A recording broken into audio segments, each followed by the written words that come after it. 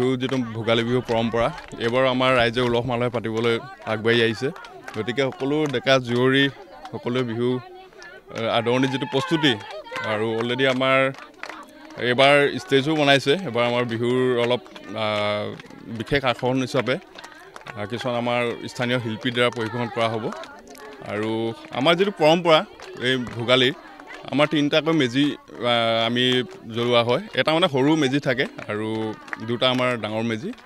আৰু বিশেষকৈ ভোগালী বিহু বুলি ক'লে এইটোলৈ বেছি ভাল লাগে যিটো উৰুকাৰ নিশাটো সমান কেতিয়াও হ'ব নোৱাৰে ভোগালী। উৰুকাৰ নিশাত আমাৰ মানুহৰ ঘৰে ঘৰে যিটো জেৰুৱা চুৰ কৰা, আমি হাঁহ চুৰ কৰা, এইখিনি ডেকা ল'ৰাখিনি, সেইটো আমাৰ খুব এটা ভাল লগা এটা মুহূৰ্ত। বিহু অসমীয়াৰ জাতীয় উৎসৱ বুলি আপোনালোকে নিশ্চয় জানে বা সকলো ৰাইজে জানে। বিহু আমাৰ অসমীয়া বাপতিসাহোন। বিশেষকৈ বিহু আমাৰ 3টা হ'লেও বিশেষকৈ ভোগালী বিহুটোত বিশেষকৈ ভোগৰ উৎসৱ। এইটো কৃষিৰ লগত সম্বন্ধ এটা এই উৎসৱ। গতিকে আন বছৰৰ দৰে আমি প্ৰতি বছৰ ইয়াত পালন কৰি অহা হৈছে। এই বছৰ অলপ বিশেষ ধৰণে আমি ইয়াত আমাৰ এই অনুষ্ঠানটো পাতিবলৈ যুঁজা চলাইছোঁ।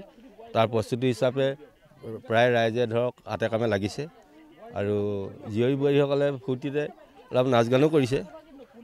বিশেষকৈ এইটো এটা বিশেষকৈ ভোগালী উৎসৱ এইকাৰণে হয় যে কৃষি উৎপাদনটো পোৱাৰ লগে লগে এইটো এটা উভৈনদী অৱস্থা অসমীয়া সমাজৰ।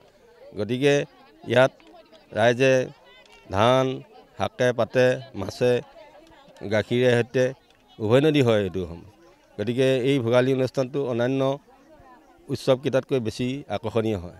সৰ্বপ্ৰথম মই সদৌ অসমবাসীলৈ জামিয়া পাত্ৰমত গাঁৱৰ তৰফৰ পৰা ভোগালী বিহু আদৰণি জনাইছোঁ। আমি খুব ধুনীয়া সুন্দৰ প্ৰস্তুতিয়ে আমাৰ গাঁৱৰ ডেকা বুঢ়া জীয়ৰী বোৱাৰী সকলোৱে মিলি আমি ভেলাঘৰ বনাইছোঁ। আজি আপোনালোকে দেখিছে, আপোনালোকৰ আগত সকলোৱে বিহু প্ৰদৰ্শন কৰি আছে। আমি এনেকৈ বিহু উদযাপন কৰোঁ। আৰু আমাৰ ভোগালী উৎসৱ এবাৰ মানে অলপ যোৱাবাৰতকৈ অন্যবাৰতকৈ এবাৰ আমাৰ এটা বিশেষ অনুষ্ঠান থাকিব, যিহেতু স্থানীয় শিল্পীৰ দ্বাৰা আমি অহা 9 তাৰিখে ৰাতি আমি এটা সাংস্কৃতিক অনুষ্ঠান আৰম্ভ কৰিম। আৰু সেই সাংস্কৃতিক অনুষ্ঠানলৈ সদৌ অসমবাসীৰ লগতে জামিয়া পাত্ৰ মদগাঁও সকলো ৰাইজক মই নিমন্ত্ৰণ জনাইছোঁ।